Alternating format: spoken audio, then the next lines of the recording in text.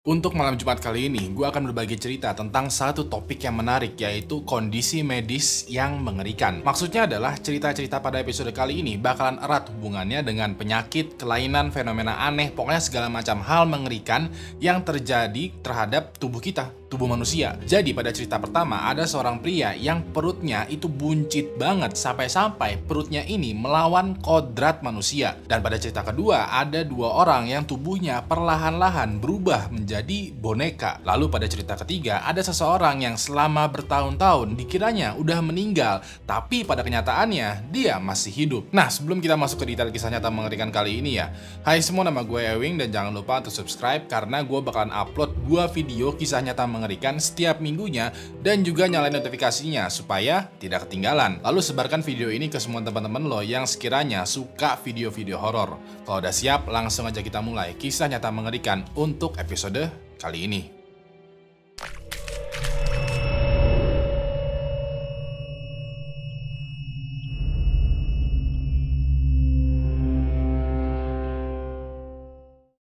Pertama, perut buncit.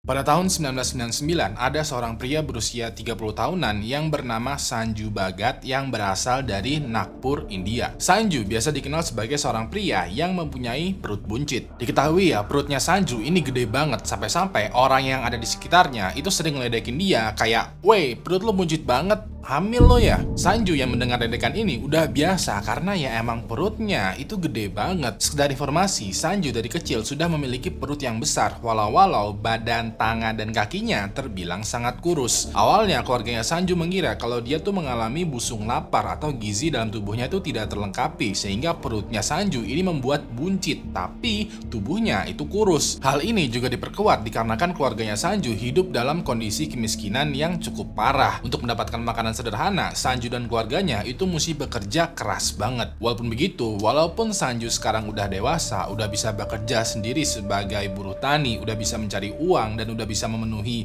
gizinya, perutnya itu masih juga buncit. Saking buncitnya, perutnya ini membuat tubuhnya terlihat tidak proporsional, kayak aneh, tapi gimana ya, kayak ada yang something wrong deh. Dia pun akhirnya berpikiran, oh mungkin ini bukan busung lapar, mungkin ini bukan gendut, tapi guanya aja yang terlahir dengan kondisi perut yang buncit. Yaudah deh, Sanju mengabaikan kondisi perutnya dan menjalani hidupnya seperti biasanya. Sampai pada suatu hari, satu peristiwa mengerikan mulai terjadi. Jadi selama beberapa bulan terakhir, Sanju sering banget kesakitan. Dia bilang kalau dia mengalami gejala sulit bernafas yang parah sampai-sampai setiap kali dia bergerak sedikit aja, nafasnya itu menjadi sesak. Dia juga menjadi mudah capek dan yang paling parah adalah perutnya ini semakin lama semakin membuncit, keras dan kenceng banget. Seakan-akan kayak ada sesuatu yang pengen keluar dari perutnya atau pengen meledak gitulah perutnya. Dikarenakan kondisinya semakin lama semakin parah, Sanju akhirnya dilarikan ke rumah sakit. Begitu sampai di rumah sakit, dokter yang memeriksa Sanju ini awalnya mendiagnosis kalau di dalam perutnya Sanju itu sebenarnya ada tumor yang ganas. Demi kepentingan cerita ya, kita sebut saja dokter ini dengan sebutan Dokter Fulan. Nah, Dokter Fulan mendiagnosis bahwa di dalam perutnya Sanju itu ada semacam tumor yang awalnya itu kecil, tapi dikarenakan bertahun-tahun tumor ini diabaikan, ya semakin lama semakin membesar. Ujung-ujungnya tumornya ini membuat Sanju menjadi sakit parah. Ya udah deh, Dokter Fulan pun lalu melakukan tindakan observasi menggunakan USG di perutnya Sanju. Pas Dokter Fulan melihat, awalnya dia kayak heran,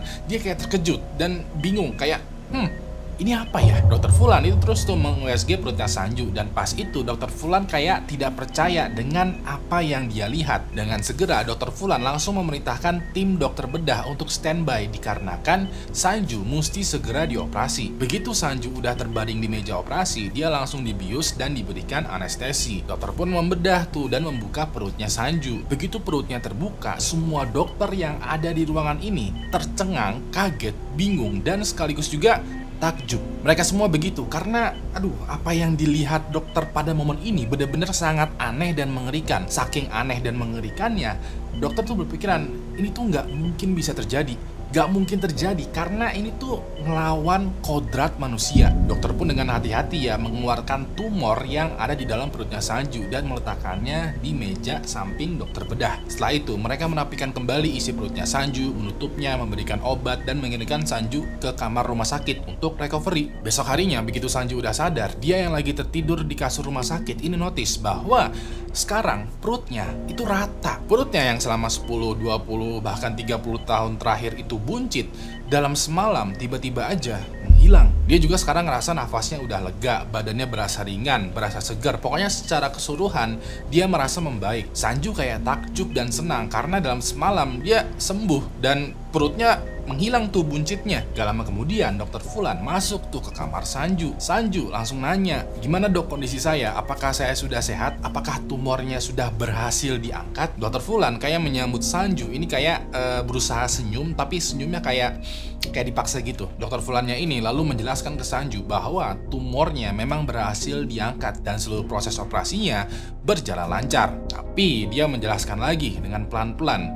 Dia waktu itu bilang, apa yang selama ini tersimpan di perut kamu itu bukanlah lemak ataupun tumor, melainkan bayi. Sanju yang mendengar penjelasan singkat dari dokter ini bingung kayak, hah? Bayi? Kok bayi? Kan gue laki-laki, gue cowok nih, kok bisa ada bayi di dalam perut gue? Laki-laki kan nggak bisa hamil, literally. Dokter Fulan menceritakan kembali proses pemeriksaan dan operasinya. Kurang lebih seperti ini nih. Jadi pada saat dokter Fulan meng-USG perutnya Sanju, dia melihat kalau di dalam perutnya Sanju itu kayak ada daging yang gede banget yang menggumpal. Awalnya dia mengira itu adalah tumor yang besar, tapi setelah diperhatikan lagi, tumornya ini kok kayak punya kaki dan tangan. Begitu dokter Fulan mengkonfirmasi betul apa yang dia lihat di dalam perutnya Sanju ini mempunyai kaki dan tangan, dia langsung meminta tim dokter bedah untuk mengoperasi perutnya Sanju. Begitu perutnya dibuka, apa yang dilihat dokter Fulan pas lagi meng-USG itu ternyata bener dong adanya. Pas itu dokter Fulan dan seluruh anggota tim bedah melihat bahwa apa yang ada di dalam perutnya Sanju ternyata adalah janin bayi. Dokter bisa melihat kalau janin bayinya ini udah mulai membentuk tangan, kaki, paha, pantat, punggung, rahang, dan juga dada. Tapi kepalanya itu nggak ada. Nah, gue nggak menemukan nih gimana foto aslinya. Yang gue temukan adalah ilustrasi sederhana yang bentukannya kurang lebih seperti ini. Beberapa organ tubuhnya udah mulai terbentuk, tapi tidak sepenuhnya jadi. Bisa dibilang bentukan janin yang ada di dalam perutnya Sanju itu nggak komplit anggota tubuhnya. Gak sehat. Dokter pun mengeluarkan tuh bayi dari dalam perutnya Sanju untuk diamankan. Sanju yang mendengar cerita dari dokter ini kayak nggak percaya karena bagaimana bisa laki-laki hamil? Bagaimana bisa kalau selama ini tuh ada bayi di dalam perutnya? Ini nggak masuk akal, men. Dokter Fulan pun menjelaskan bahwa besar kemungkinan selama ini Sanju mengidap sebuah kondisi yang sangat langka. Kondisinya ini bernama fetus in vitu. Biasanya disebut juga sebagai vanishing twin syndrome. Fetus in vitu, kalau gue translate ke bahasa yang lebih sederhana lagi, artinya adalah bayi di dalam bayi. Kondisi langka fetus in vitu ini biasanya, atau dalam kasus Sanju ini diduga dimulai pada saat Sanju itu masih ada di dalam kandungan ibunya. Jadi pada saat Sanju masih jadi janin bayi di dalam rahim ibunya, besar kemungkinan dia tidak sendirian di sana. Besar kemungkinan Sanju memiliki saudara kembar. Nah, ketika seorang ibu mengandung dua anak kembar, awalnya janinnya itu kayak menempel dan saling berdekatan. Normalnya semakin lama umur kandungan, janin yang satu dengan janin yang lainnya ini bakalan berpisah. Janinnya bakalan tumbuh terus, berpisahnya semakin jauh, dan ujung-ujungnya mereka bakalan menjadi dua bayi kembar yang sehat di dalam satu rahim. Beda ceritanya dengan Sanju. Pada saat Sanju masih dalam kandungan, dia yang masih janin ini kan berdempetan tuh dengan janin saudara kembarnya. Nah, janin saudara kembarnya Sanju bukannya berpisah, tapi malah diserap oleh Sanju. Ini umum untuk terjadi, dan kalau udah kejadian, biasanya janin yang terserap itu bakalan menghilang, bakalan menyatu dengan janin yang menyerap. Tapi entah karena komplikasi medis apa, janin yang terserap ini tidak menghilang, melainkan tetap hidup. Alhasil janin saudara kembar Sanju pada saat kandungannya itu hidup di dalam tubuh janinnya Sanju. Begitu terus sampai pada akhirnya Sanju dilahirkan, dan pas dilahirkan sebenarnya di dalam tubuhnya Sanju yang masih bayi itu ada janin saudara kembarnya. Nah, saudara kembarnya ini hidup terus tuh di dalam tubuhnya Sanju sampai bertahun-tahun, bahkan sampai Sanju dewasa. Diketahui ya, saudara kembar Sanju itu kayak mempunyai umbilical cord atau ari-ari yang berfungsi untuk mengambil oksigen dan nutrisi dari dalam tubuhnya Sanju. Seharusnya ya Sanju ini bakalan kesakitan dan gak sehat banget. Tapi dikarenakan Sanju dibesarkan di ekonomi yang sulit, orang tuanya Sanju dan juga Sanju itu mengabaikan rasa sakit dan gak sehat ini ya, dikarenakan ya kita miskin. Mau gimana lagi, sakit dan gak sehat adalah normal buat kita. Sampai akhirnya saudara kembar Sanju ini mulai tumbuh besar, perutnya Sanju juga semakin lama semakin besar tuh ya, semakin sulit juga untuk menampung saudara kembar Sanju. Saking besarnya, paru-parunya Sanju ini kayak terjepit oleh saudara kembarnya. Maka dari itu Sanju kesulitan deh untuk bernafas. Dan pastinya saudara kembarnya Sanju ini tumbuh dengan tidak sempurna, dikarenakan ya laki-laki tidak didesain tubuhnya untuk hamil. Ya udah deh, dikarenakan saudara kembarnya Sanju membahayakan kondisinya Sanju, dikeluarin deh dia dari tubuhnya Sanju. Setelah diberikan penjelasan ini, dokter menawarkan Sanju untuk melihat kembarannya. Namun Sanju menolak dengan alasan enggak deh. Sayangnya, walaupun Sanju secara fisik udah sehat, berita mengenai Sanju yang hamil ini itu beredar luas. Dia pun sekarang semakin sering nih menjadi bahan bulian orang-orang di sekitarnya karena ya dia terkenal sebagai seorang pria yang beneran hamil. Kedua, terbujur kaku.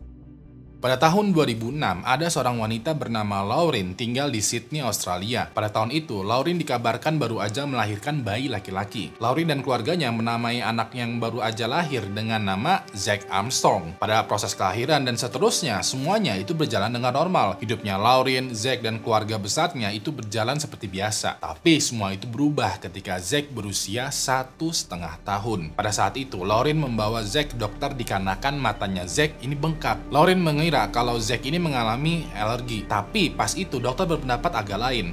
Dokter mendiagnosis kalau Zac ini sebenarnya mengalami reaksi infeksi. Dikarenakan diagnosisnya adalah infeksi, ya udah deh dokter memberikan Zac semacam obat antibiotik. Lauren pun membawa Zac pulang dan untuk beberapa hari selanjutnya Lauren merawat Zac di rumah aja. Nah, walaupun udah dikasih obat, Lauren notice bahwa kondisinya Zac ini tidak kunjung membaik. Pas itu Lauren juga notice kalau jempol kakinya Zac itu kayak mengecil atau beda sendiri. Selain itu juga, entah kenapa ya, Zac kayak selalu aja nangis sambil juga memegang kakinya ini. Lauren membawa lagi dong Zac ke dokter untuk diperiksa lebih lanjut. Pas itu ya, dokter yang menangani Zac itu jujur-jujuran aja kalau sekarang dia tuh nggak tahu persis diagnosisnya apa. Emang awalnya seperti gejala infeksi atau alergi, cuma sekarang perlu informasi lebih lanjut nih untuk mengetahuinya. Ya udah deh, dokter akhirnya melakukan tindakan biopsi kepada Zac. Tindakan biopsi bagi yang belum tahu adalah sebuah tindakan medis di mana dokter itu kayak mengambil sampel dari tubuh lo, terutama di bagian yang sakit, supaya bisa diteliti lebih kembali. Biasanya setelah dia biopsi lalu diteliti lebih lanjut, penyakit di tubuh seseorang bakalan ketahuan tuh persisnya penyebabnya apa. Tapi ini beda cerita. Zac setelah dilakukan biopsi bukannya ketahuan penyakitnya, tapi otot, tulang, bahkan dagingnya Zac ini tuh membengkak. Di seluruh tubuhnya tahu-tahu muncul benjolan dan seperti ada yang bergerak di bawah kulitnya Zac. Kondisinya Zac ini juga semakin aneh dan yang paling parah adalah tubuhnya Zac sekarang menjadi kaku. Selama 2 tahun selanjutnya, Lauren membawa Zac ke berbagai macam dokter. Bahkan Zac juga dibawa ke dokter spesialis, tapi dokternya juga nggak tahu pasti nih penyebab sakitnya Zac itu apa. Pas itu yang dokter bisa lakukan adalah mentreatment Zac supaya kondisinya stabil sambil juga mencari tahu lagi nih Zac itu sakitnya apa. Nah, pada saat Zac sedang dirawat, tiba-tiba aja Zac ini kesulitan bernafas. Dokter pun langsung memeriksa Zac dan di sana dokter notice kalau tulang rahangnya Zac ini kayak terus-terusan bergerak tumbuh. Karena tulang rahangnya ini terus tumbuh, rahangnya Zac itu menjadi kekunci dan dia pun kayak tercekik sendiri. Atas izin Lauren, dokter akhirnya melakukan sebuah tindakan di mana lehernya Zac itu kayak dibedah gitu lalu dipasangin selang pernafasan di tenggorokannya. Begitu selesai dioperasi, Zac sekarang memang bisa bernafas, tapi entah kenapa sekarang malah ada tulang yang tumbuh di tenggorokannya. Tulangnya ini tumbuh terus dan ujung-ujungnya menutup pita suaranya Zac. Dikarenakan hal ini, Zac menjadi tidak bisa berbicara dengan lancar. Dokter semakin bingung dengan kondisinya Zac. Mereka kayak nggak tahu nih kenapa di tubuhnya Zac ini tumbuh tulang di tempat yang seharusnya tidak tumbuh tulang. Walaupun begitu, Lauren tidak menyerah. Dia berusaha mencari dokter, mencari obat, dan juga mencari tahu sekiranya apa penyebab dari sakitnya Zac. Sayangnya, seiring berjalannya waktu, tulang yang ada di dalam tubuhnya Zack ini terus tumbuh di tempat-tempat yang gak seharusnya tumbuh. Dikarenakan hal ini, tubuhnya Zack kayak menjadi kaku, kayak membatu, seakan-akan tulang dari dalam tubuhnya Zack itu kayak menjebak tubuhnya sendiri. Alhasil, Zack menjadi sangat kesulitan untuk bergerak. Nah, di lain waktu dan tempat, pada tahun 2012, tepatnya di London, ada seorang wanita bernama Louise Wedderburn. Louise pada tahun tersebut berusia 19 tahun dan diketahui memiliki gejala yang sama dengan Zack. Bisa dilihat ya, Louise ketika berjalan ini kayak membungkuk tapi tegak, seakan-akan punggungnya tidak bisa tertekuk, bener-bener kaku banget. Tangan dan kakinya selalu aja lurus, seperti ada yang menguncinya. Hal ini membuat gaya berjalannya terlihat agak aneh dan tentunya aktivitas fisiknya menjadi sangat terbatas. Untuk bangun tidur aja dia mesti ditolong oleh kakaknya karena ya dia nggak bisa nih bangun tidur dengan sendirinya. Nah, yang sebenarnya terjadi kepada Zack dan Louise ternyata adalah sebuah kondisi medis yang langka banget. Saking langkanya, kondisi medis ini hanya menyerang 3.500 orang di dunia ini. Kondisi medisnya ini bernama fibrodysplasia ossificans progressive atau FOP. FOP atau biasanya disebut sebagai Stoneman Disease adalah sebuah penyakit yang mengakibatkan jaringan lunak di dalam tubuh berubah menjadi tulang keras. FOP diketahui disebabkan karena adanya mutasi atau perubahan pada gen atau DNA yang mengatur pertumbuhan dan perkembangan tulang. Karena adanya mutasi pada gen atau DNA, tulang di tubuh orang yang mengidap FOP itu menjadi tumbuh tidak terkendali. Alhasil, orang yang mengidap FOP itu bakalan kesulitan untuk bergerak dikarenakan beberapa bagian tubuh yang seharusnya tumbuh tulang lunak ini malah tumbuh menjadi tulang yang keras. Seperti yang lo tahu ya, di dalam tubuh kita ada yang namanya tulang lunak atau bahasa Indonesianya tulang rawan. Biasanya tulang rawan ini ada di sendi-sendi seperti sikut, dengkul, bahu, punggung, dan lainnya. Salah satu contoh yang paling mudah adalah kuping kita. Kalau lo pegang kuping lo itu sensasinya kayak seperti keras, kayak ada tulang, tapi lentur juga karena bisa ditekuk-tekuk. Nah, orang yang mengidap FOP, tulang rawannya somehow berubah menjadi tulang beneran. Alhasil, di beberapa sendi di dalam tubuhnya tidak bisa ditekuk dikarenakan ya tidak lentur. Beberapa contoh kasusnya ya seperti Zack dan juga Louise. Yang lebih parahnya lagi adalah belum ada obat untuk menyembuhkan seseorang dari penyakit FOP ini. Sampai sekarang cuman baru ada treatment atau perawatan yang berfokus untuk meringankan gejalanya aja. Kebanyakan pasien FOP ini bakalan terbaring, tertidur, literally terbujur kaku pada usia 20 tahun dikarenakan tulangnya perlahan-lahan mengunci dia di dalam tubuhnya. 3. Terjebak di dalam tubuh.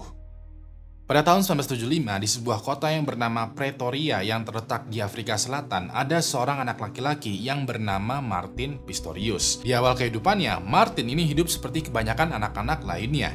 Dia pergi ke sekolah, mempunyai banyak teman, dan sering banget keluyuran karena dia anaknya aktif banget. Saking aktifnya, dia suka tuh mengoprek berbagai macam perabotan rumah. Ayahnya Martin yang bernama Rodney dan ibunya Martin yang bernama Joan itu membiarkan Martin bermain dengan berbagai macam perabotan rumah dikarenakan somehow Martin bisa ngebuat perabotan rumah yang tadinya rusak menjadi betul kembali. Bisa dibilang Martin sejak kecil punya bakat lah dalam peralatan elektronik. Sampai pada bulan Januari tahun 1988, ketika Martin berusia 12 tahun, dia merasakan hal aneh di tubuhnya. Entah kenapa ya, ketika pulang sekolah, tubuhnya itu merasa nggak enak. Tulang-tulang di tubuhnya tuh sakit semua, ototnya juga berasa lemes banget, kepalanya pusing, dan dia kayak demam. Rodney dan Joan yang melihat Martin menjadi sakit, awalnya kayak membiasakan hal ini, karena namanya juga anak kecil ya, adalah masa dimana mereka tuh demam, pilek, gak enak badan.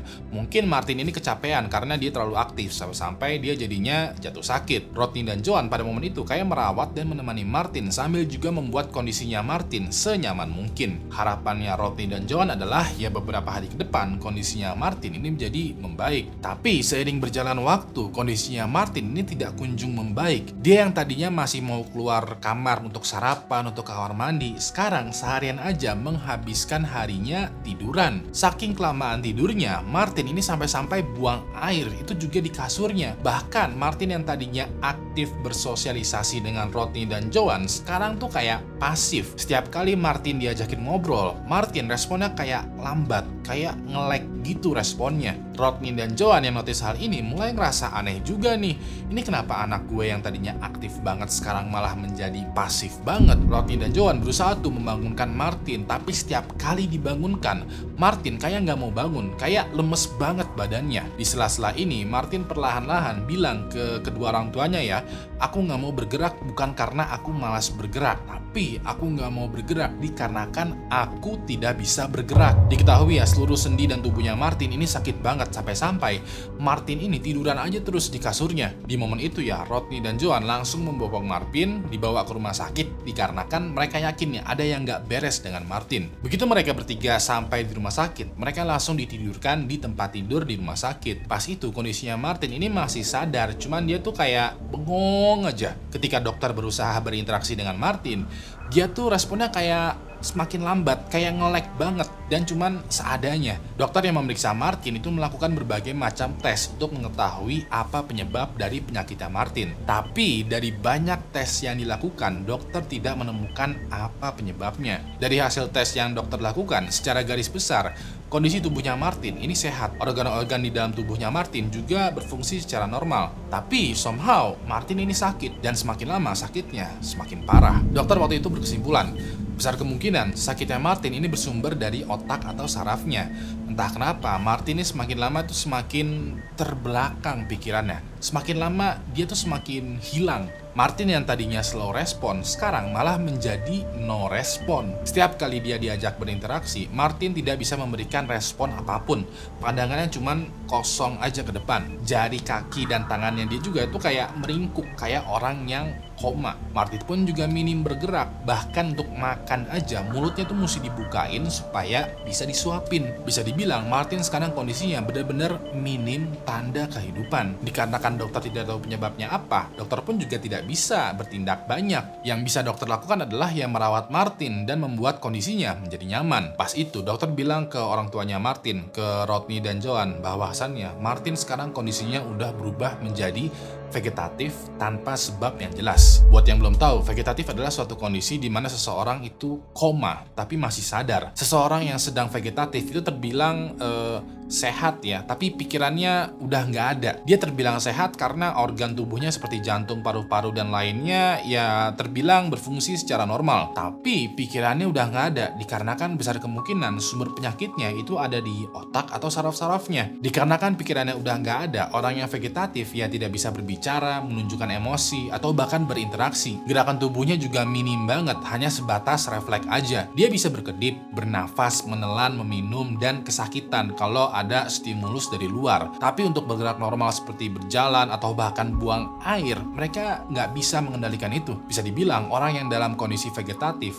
mohon maaf banget nih ya, kayak orang yang udah meninggal tapi tubuhnya masih hidup. Dokter yang melihat kondisinya Martin yang udah menjadi full vegetatif ini bilang ke Rodney dan John kalau udah begini, harapan Martin untuk sembuh itu tipis banget. Secara pikirannya Martin itu udah nggak ada, tapi tubuhnya masih hidup. Yang bisa dilakukan adalah ya merawat Martin senyaman mungkin dan menunggu tubuhnya Martin meninggal dunia. Saat itu Rodney dan John benar-benar sedih banget nih mendengar kabar ini. Walaupun begitu, mereka belum mau menyerah. Mereka berdua masih ingin memperjuangkan Martin.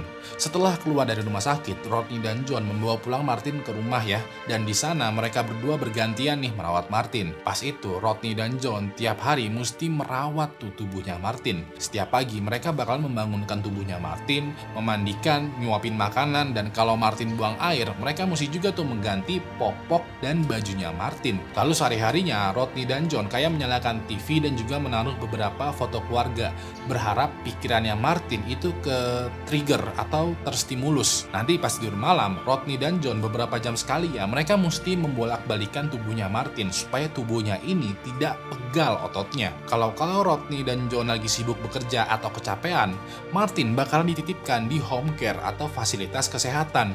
Nantinya, suster yang ada di sana bakalan merawat Martin. Begitu terus kesehariannya Rodney dan John ketika merawat Martin. Hal ini bisa dibilang sangat melelahkan baik secara fisik ataupun mental karena Rodney dan John selain mesti merawat Martin, mereka juga mesti bekerja untuk menghidupi anak-anaknya yang lain sekaligus juga mencari uang untuk biaya perawatannya Martin. Sampai 4 tahun semenjak Martin menjadi full vegetatif, pada saat dia berusia 16 tahun, keajaiban mulai terjadi. Entah bagaimana caranya, Martin ini tiba-tiba sadar. Pikirannya perlahan-lahan mulai nyala kembali. Dia waktu itu bisa mendengar suara, bisa mengidentifikasi sumber suara dari mana, bisa merasakan kehadiran orang lain, bahkan juga bisa berpikir kembali. Pas itu Martin ingin menggerakkan tubuhnya, tapi kok nggak bisa? Martin bingung kayak, kok tubuh gue nggak bisa bergerak? Dia coba berpikir lagi nih, sekiranya hal terakhir apa yang dia ingat. Dan yang dia ingat waktu itu adalah ya dia pulang sekolah, badannya sakit, dibawa ke rumah sakit, dan tahu-tahu nggak sadar. Begitu sadar, dia udah ada di kasur dan dia coba gerakin tubuhnya, ini kok nggak bisa? Di dalam pikirannya, dia panik dong. Ini ada apa dengan tubuh gua? Nah, di saat yang hampir bersamaan juga, Martin melihat Joan, ibunya ya, masuk ke dalam kamarnya Martin. Martin ingin nih menyapa ibunya, bahkan dia ingin berteriak, tapi entah kenapa untuk menggerakkan mulut atau mengeluarkan suara itu susah banget. Pas itu ya Martin notice bahwa ibunya ini moodnya kayak sedih dan kecapean. Joan lalu duduk tuh di sampingnya Martin dan tiba-tiba aja dia menangis terisak-isak. Di dalam tangisannya, Martin sempat mendengar perkataan ibunya. Waktu itu John bilang, "Ibu udah capek banget nggak? Mungkin ada baiknya kamu meninggal aja." Gak lama kemudian, Martin melihat John itu nangis jadi-jadinya. Lagi-lagi, Martin berusaha menggerakkan tubuhnya. Dia ingin menenangkan ibunya, tapi tetap aja badannya nggak mau digerakkan sama sekali. Yaudah deh, mau nggak mau, Martin cuma bisa melihat ibunya nangis terisak-isak. Begitu udah selesai menangis, begitu udah agak tenang, Martin melihat John kayak menguatkan badannya dan mulai lagi nih merawat Martin. Pas itu, John nyuapin Martin, mengganti popoknya, dan juga bajunya Martin. Setelah selesai, John keluar dari kamarnya Martin. Martin yang mendengar bisikan John ini tadinya awalnya sakit hati ya, kayak kok ibu gue berharap gue meninggal aja. Tapi hari demi hari Martin yang sadar melihat John dan Rodney merawat tubuhnya dia ini mulai paham kedua orang tuanya ini benar-benar kelelahan baik secara fisik dan mental merawat Martin. Martin juga nggak bisa berbuat banyak, bahkan dia nggak bisa berbuat apa-apa secara dia nggak bisa menggerakkan tubuhnya sama sekali. Pikirannya emang udah sadar, tapi tubuhnya ini belum sama sekali sadar. Bisa dibilang koneksi antara pikiran dan tubuhnya itu nggak ada sama sekali. Martin pun pada akhirnya membenarkan perkataan ibunya. Mungkin ada baiknya Martin ini meninggal aja supaya penderitaan orang tuanya itu menghilang. Ya udah deh, mau nggak mau Martin terima aja lah keadaannya dia yang terjebak di dalam tubuhnya sendiri. Bertahun-tahun dia laluin keadaan ini dan hatinya mulai terkikis juga karena nggak enak lah ya, nggak tega ngelihat ayah dan ibunya merawat dia dan memperjuangkan dia. Sampai pada usia Martin mencapai 19 tahun, keajaiban lainnya mulai terjadi. Pas itu, Martin sedang dirawat oleh salah satu suster di sebuah home care. Suster yang sedang merawat Martin kali ini bernama Virna van der Valk. Kebetulan suster Virna udah lama nih merawat Martin dan setiap kali suster Virna merawat Martin, dia selalu memperlakukan Martin sebagai manusia. Menurut kesaksiannya Martin, suster Virna ini beda dengan suster yang lainnya. Suster yang lain ketika merawat Martin, moodnya mereka kayak cuek aja. Sedangkan suster Virna ketika merawat Martin, moodnya tuh yang gembira. Suster Virna diketahui sering mengajak Martin ngobrol layaknya seorang teman. Kayak bener-bener diperhatikan banget lah. Setiap kali suster Virna merawat Martin, dia selalu berusaha berinteraksi dengan Martin. Walau tubuhnya Martin tidak memberikan respon sama sekali. Namun pada kenyataannya ya, ketika suster Virna sedang berusaha berinteraksi, Martin di dalam pikirannya ini notice dengan hal ini dan berusaha sekuat tenaga memberikan respon. Tapi tetap aja tubuhnya masih sama sekali belum bisa digerakkan. Nah, pada suatu hari, suster Virna ini masuk tuh ke dalam kamarnya Martin. Pas itu seperti biasa, suster Virna dengan riang gembira kayak permisi dan mengucapkan salam kepada Martin. Martin di momen ini ya dengan sekuat tenaga dia berusaha menengokkan kepalanya. Pas itu kepalanya tiba-tiba aja menengok sampai dia ngebuat kontak mata dengan suster Virna. Suster Virna yang notice dengan hal ini kaget dong karena ini adalah interaksi pertama yang dibuat oleh Martin semenjak dia menjadi full vegetatif. Menurut suster Virna, walaupun ini adalah interaksi yang sangat sederhana, ini bisa dibilang perkembangan loh, ini bisa dibilang kemajuan loh. Suster Virna pun langsung melaporkan ke dokter yang jaga dan juga orang tuanya Martin. Awalnya mereka nggak percaya dengan kesaksiannya suster Virna, tapi dia bersikeras kalau Martin tadi itu ngerespon panggilan salamnya. Ya udah deh, Martin lalu dibawa ke pusat komunikasi augmentatif dan alternatif di Universitas Pretoria untuk observasi lebih lanjut. Di sana mereka memastikan lagi apakah Martin ini memiliki pikiran yang sadar atau tidak. Hasilnya adalah bener banget. Untuk pertama kalinya Martin bisa berkomunikasi secara sederhana walau hanya dengan lirikan atau kedipan mata. Singkat cerita, untuk selanjutnya Martin menjalani terapi komunikasi. Rodney dan John yang tadinya pasrah dan menyerah, sekarang semangat lagi nih merawat Martin yang semakin lama semakin membaik. Pas itu Martin diberikan sebuah komputer untuk berinteraksi dengan orang tua dan sekitarnya. Perlahan-lahan juga Martin bisa menggerakkan tubuh bagian atasnya. Dia yang tadi hanya bisa tiduran dan duduk aja, sekarang udah bisa nih menggerakkan kepala, badan, dan juga tangannya. Untuk bagian tubuh bawahnya, Martin belum bisa gerakan dan mau nggak mau, dia mesti dibantu dengan kursi roda. Alhasil sedikit demi sedikit, Martin menjadi full tersadar, menggerakkan tubuhnya, mulai berbicara, berkomunikasi, dan kembali hidup normal. So, itu tadi adalah 3 kisah nyata mengerikan dari internet yang berhubungan dengan kondisi medis. Gue mau terima kasih banget buat lo semua yang udah nonton video ini dari awal sampai habis, terutama juga kepada member dari Anti Halu Halu Club. Yang mau ikutan join membership Anti Halu Halu Club, klik aja tombol join di bawah ini atau link yang ada di deskripsi. Kalau sekiranya lo masih butuh asupan video horor, lo bisa kunjungin video yang ada di sebelah kanan, karena di sana gue bercerita tentang sebuah kasus yang cukup mengerikan juga. Terakhir, nama gue Ewing, dan sampai jumpa lagi di malam Jumat selanjutnya. Good night.